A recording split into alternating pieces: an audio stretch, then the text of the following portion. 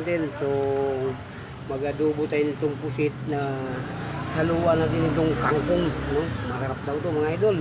So ito na nga yung pangsahog natin, itong sibuyas puti, ito na yung bawang natin, bell pepper na konti, itong siling green. So konti naman yan mga idol, pang ulam lang natin sa ngayong tanghali. So medyo atrasado na, tanghali na nga. So ito lang ginagawin natin, mabilis lang ito maluto mga idol, konting luto lang to, konting gisa lang to mga idol, maluluto na to. So umpisa natin. Ang luto nito, adobo, busit. Isunod na natin itong puting sibuyas. Lagyan natin para hindi tayo masarap daw yan. Maraming ano mga idol, naga. So lagyan na rin natin ito.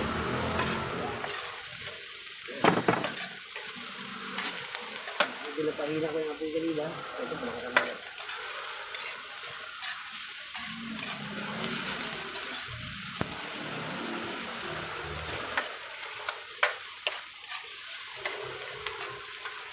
Siyempre, lagyan na rin natin itong ating pusit. No? Yung hiniwa ko, parang calamares ang dating, pero adobuhin natin ito mga idol. Yan.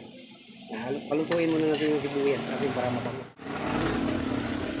So, wala nang ata yan mga idol, talagang puting-puti yan. So ngayon mga idol, ilagay na natin mga idol, so medyo ano na, gas. Wow, yan o, adobong pusit mga idol o. Sarap. So lagyan natin ng kangkong, yung pinakagulay natin o. Iniwa na ng kangkong.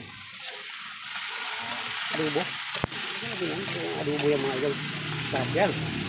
Adobong pusit. No? So may kamahalan kasi ito sa dito.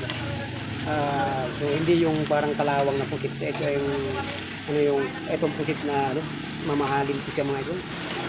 Nasa 400 lang kilo. Kasi lang gusto ko dapat yung medyo kalawang. Ito lang dito na lang tayo. So medyo masarap mga idol.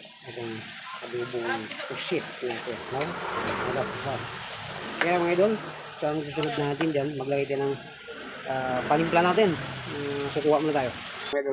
Ito mga idol, maglagay tayo ng konting tuyo. Parang meron sabihin ata. Pero hindi, kailangan talaga may tuyo yung mga idol. Okay na to. So, para mayami, lagyan natin ng konting suka. Bubo ba? Alright. Haluin natin. Mga idol. Sarap mga idol. Adobong pusit. Meron. Steady muna natin dyan.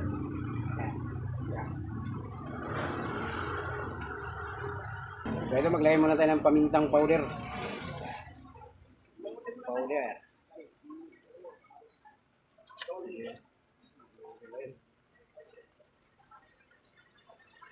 Diba? Yan mga idol. Pamintang powder. Hindi natin mga idol.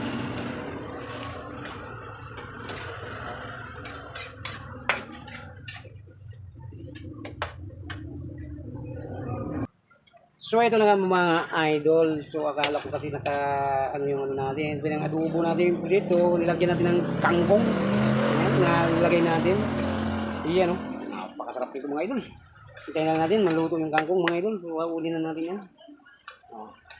So ayan kasi mga idol, kinuhaan ko dyan ng ata para hindi siya maitim. Kasi para kitang-kita yung pusit natin. Ayan. Kaya medyo umitim siya kasi nilagyan ko lang ng tuyo. Ayan. Para adobo ang dating. Diba mga idol? Shout out. Magandang tanghali po sa inyong lahat dyan. Mga idol. Ayan. Diba? Sarap mga idol. Malapit na maluto yung kangkong mga idol. So patayin na natin ang apoy nito. Ayan. Kangkong na lang hihintay natin. Ayan. Yummy mga idol. Tikman na ulit natin. Kung okay na ba? Kasi hindi nagdagan ko ng suka kung dito eh. Garantisado pa rin mga idol. Napakasarap pa rin. Masarap kasi yung masim-masim konti pero hindi tayo mahumay. So ito na nga yung ulam natin para sa tanghalian natin. So ang gagawin natin mga idol, medyo luto na yan Patayin na natin yung apoy nito. Baka ma-over pa. Matigas pa naman yung ano, yung pusit pag ma-over. Patayin na natin yung apoy. Yan. Kaya mga idol, luto na. So, ano pang gagawin natin? So, kain na nga tayo. Kaso lang, kaso lang mga idol, hindi talaga ako magpakita pag kumakain. Pag ganyan lang. Pag pinapakita ko sa inyo, pag nagluluto lang ako. Ito lang. Yan. Diba? Wow. Sarap. Mga idol, yung lubo natin. So hanggang dito na ang video natin mga idol. Maraming salamat. God bless. Mag-ingat po kayo palagi dyan ha. Sa lahat po ng mga subscribers dyan, mag-ingat po kayo palagi. Lahat po ng OFW dyan, mag-ingat po kayo. So medyo mainit ang panahon natin. So hanggang dito lang video natin. Maraming salamat. Babay na po sa inyo. Mag-ingat po kayo palagi.